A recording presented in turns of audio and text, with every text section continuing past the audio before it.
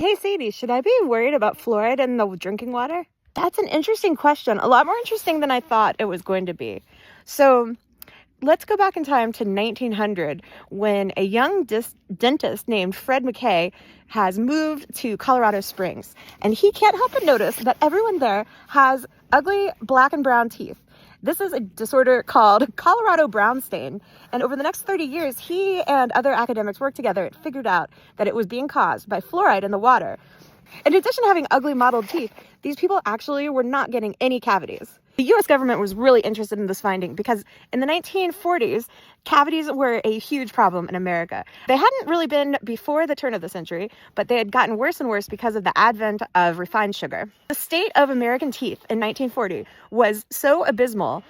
It was an issue of national security. New recruits to the Army were flunking out. 10% of them were flunking out because they did not meet the minimum of 3 upper teeth and 3 bottom teeth for a total of 12 teeth, which is fewer than half of what you should have.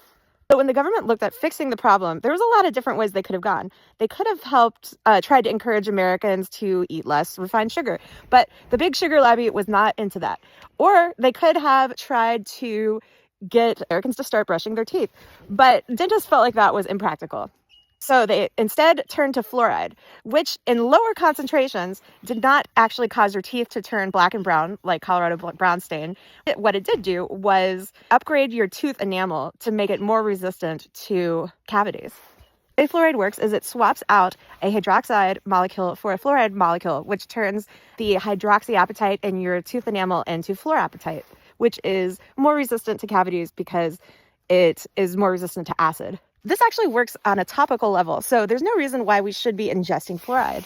Too much fluoride is definitely bad for you, and no one disagrees with this. At the most extreme example, if you ate a tube of toothpaste, you would probably die because the fluoride will turn into hydrofluoric acid in your stomach. And then at about 2 parts per million, you see fluoridosis in your teeth, which is what Colorado brown stain was, where your tooth surface becomes pockmarked and uneven. Now, at 1 part per million, the scientists in 1945 were pretty sure from looking at communities with naturally fluoridated water that 1 part per million would be the best trade-off, where you wouldn't get any cavities, but you also would not get fluoridosis. But what else might fluoride be doing to your body? Well, we don't exactly know at low concentrations, which are the ones that matter for the American fluoride debate.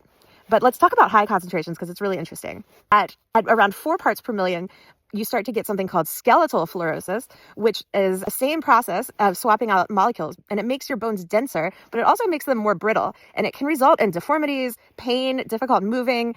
It can be a completely crippling disease.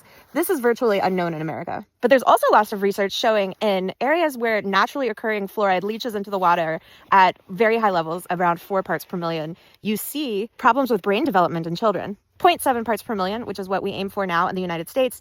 There's no evidence that there's any health risks. However, there are health risks at 1.7 parts per million and up. So there's definitely reason to be concerned. There's 2 recent studies actually that did find a decrease of IQ points associated with high level fluoride in the water. But they're both correlational studies.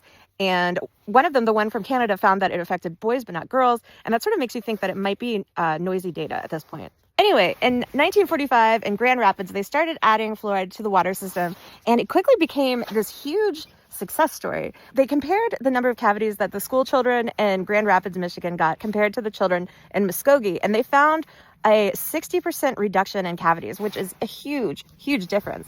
And they started seeing this just a year into the study. They really didn't expect to see it that quickly because back then in 1945, scientists thought that you got the benefits of fluoride by ingesting it, and only then would children's bodies incorporate it into the mineral structure of their teeth. However, it turns out that it just works topically. So you can get just as much effect by using mouthwash or toothpaste that you spit out.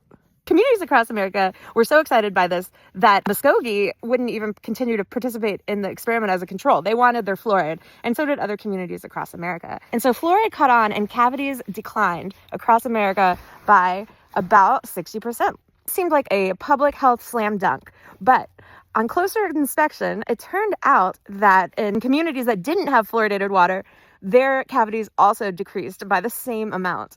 So what happened? Scientists now think that you can only accredit about 15 to 35% of the reduced cavities to fluoride. The rest of it actually came from the advent of fluoridated toothpaste. Tested with fluoride was introduced in 1955, and mouthwashes. Another factor that I think is really interesting is it might be related to the fact that high fructose corn syrup has replaced granulated sugar in a lot of our food. And of course, neither of them are great for you, and there's a lot of problems with high fructose corn syrup. But one thing that it has on sugar is that it doesn't make a sticky, sort of as much of a sticky tar to get stuck on your teeth, which is the first step of getting a cavity.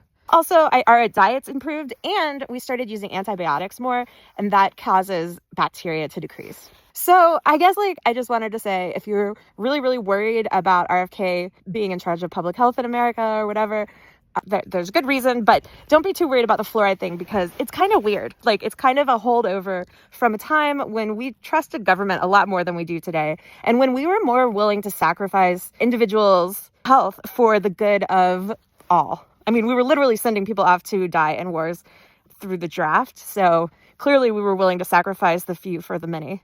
Grand Rapids, it turns out that they were mostly counting cavities by hand and by looking at kids' mouths. And that's quite a subjective, there's a lot of judgment call to be made there.